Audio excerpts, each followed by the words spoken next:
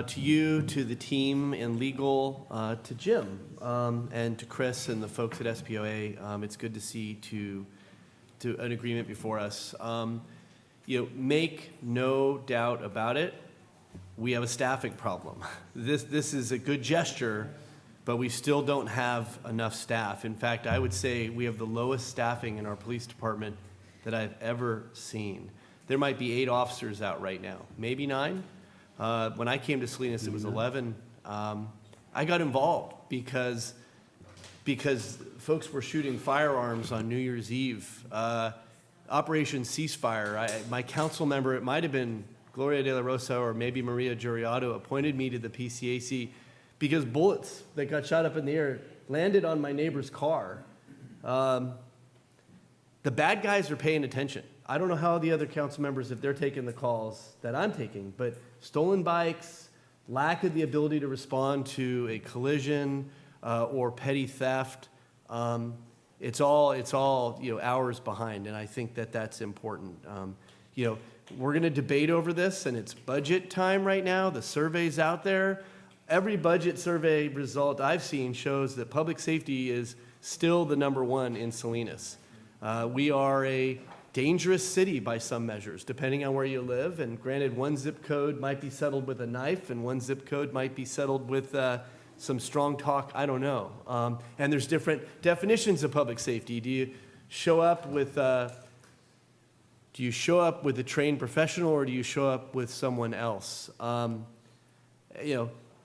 Sure, we've had budget increases year after year for PD by dollar, but by percent of budget, we have had decreases year after year. And I want someone out there to look at that.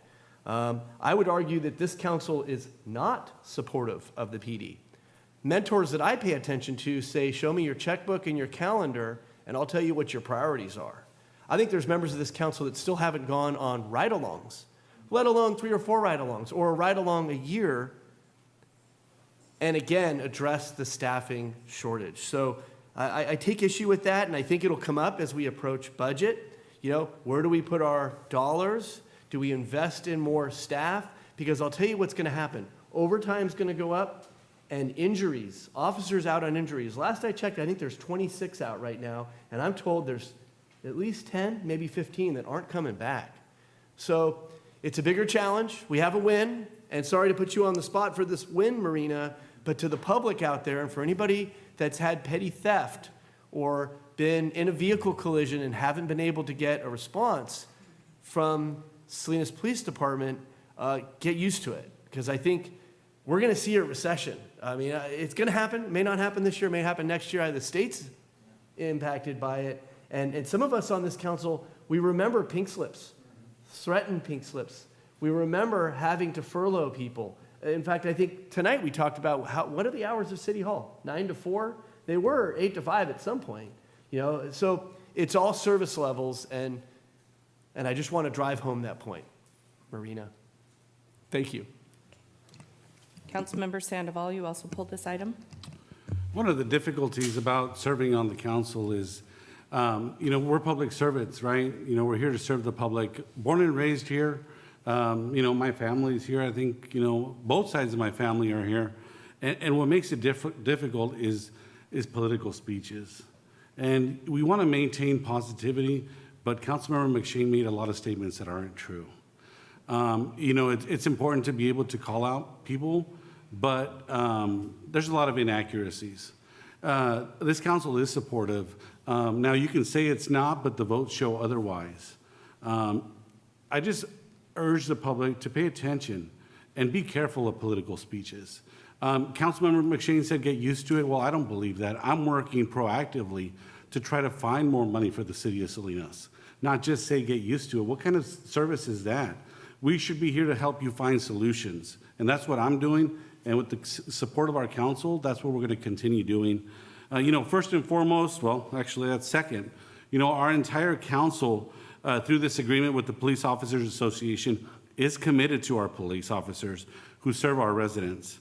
We are further hopeful that these successful negotiations will help retain officers in our community. The memorandum of understanding was agreed on by both parties. And for that, I'm thankful. I personally want to thank all parties involved. And I have spoken directly with officers and have listened to their concerns and will continue to do so. I'm always open to that because they're our neighbors. Their families live here. So we still have work to do. I'm not willing to throw in the towel like Councilmember McShane, and I want to encourage the city manager, the city attorney, human resources to continue to find ways to attract, recruit, and retain officers in our police department.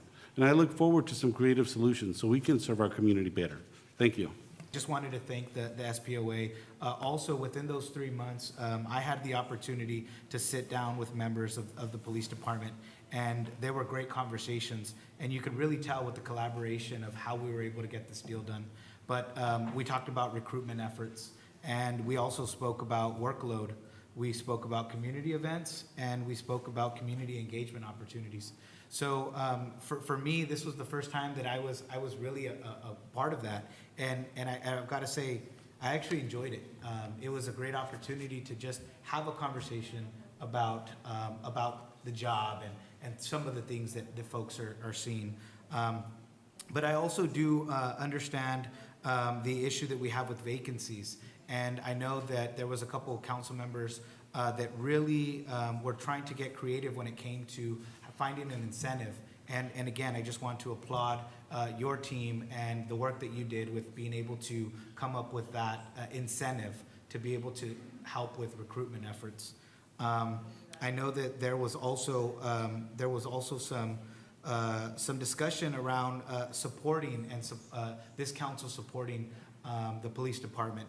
And I just want to identify there as well, as we were talking about the contract, it was really important to also show the support in ways of obviously the contract renewal, but also some of the things we've already done, like the different types of equipment, different types of technology and things like that. So I just wanted to say that I look forward to continuing in the support of our Salinas Police Department, obviously identifying that right now we are very short-staffed, and I believe that in how we were able to come to an agreement, this council really came together and really wanted to look for creative ways to be able to support the police department. And again, I just wanted to say thank you to you and to your team for really being a great representative of this council.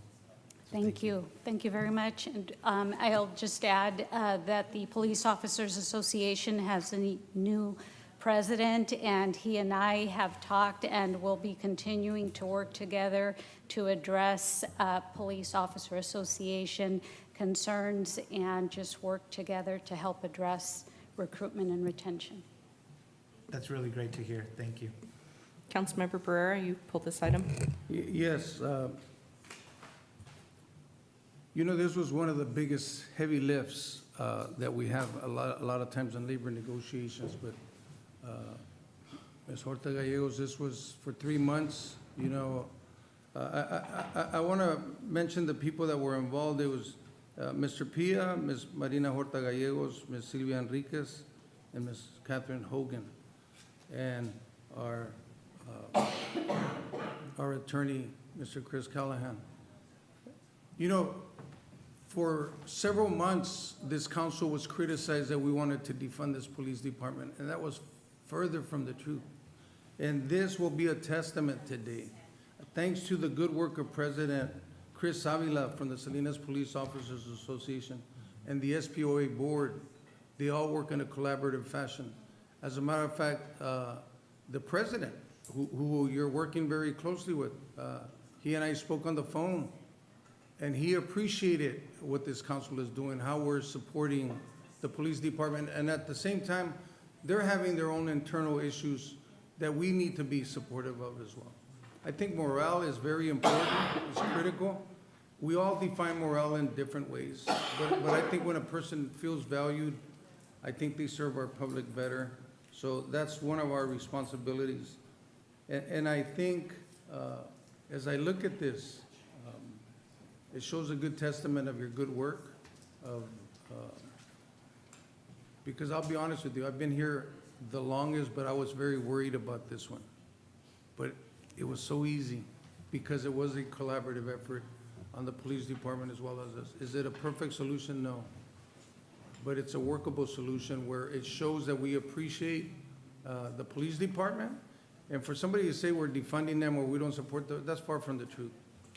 But you know what? And just so the public can hear, every item that the police department has asked this council for, this council has been there for them as well. So I think as long as we keep that open dialogue, we'll continue. Thank you. And move to approve when we're ready. Second. Motion made by Councilmember Barrera, seconded by Councilmember Sandoval. We'll go on for comments. I heard it from both ends, so I'm taking Councilmember Sandoval's second. Thank you. With that, I will just make the acknowledgement that the Salinas Police Officers Association Memorandum of Understanding, I'm very pleased that it's coming forward in a mutual agreement. I will acknowledge that one of the most recent statements that sort of has been flowing throughout this discussion is what the police budget is and what the police budget has been. I would just argue that the cost of any individual that is employed by the city of Salinas has gone up significantly over the last 5, 8, 10 years. Healthcare costs, retirement costs. It's not if you have $1 million in 2010 for 10 people that you're employing, and you have $1 million in 2024, it's not covering those same 10 people. It's covering more like 6 people. When I started in 2011, we had 187 officers, and Chief Featheroff at that time was pushing hard to get to 200 officers, and we're now down below 130.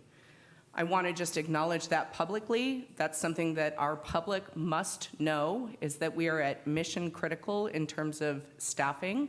I think this MOU will be helpful in terms of retaining some of our older officers, but I still worry about the fact that we are a net negative 50 officers on the street in the last 15 years. Those are my comments, and I will call for the vote. Councilmember Barrera? Yes. Councilmember Gonzalez? Councilmember McShane? Yeah. Councilmember Osornio? Yes. Councilmember Sandoval? Yes. Mayor Craig? Yes, Motion passes. thank you.